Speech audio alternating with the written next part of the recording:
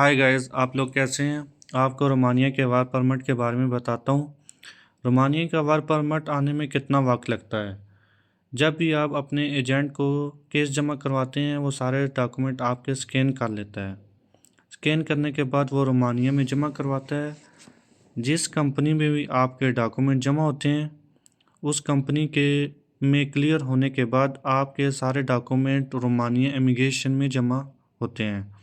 वहाँ पर आपके डॉक्यूमेंट आपका एजेंट जमा करवाता है।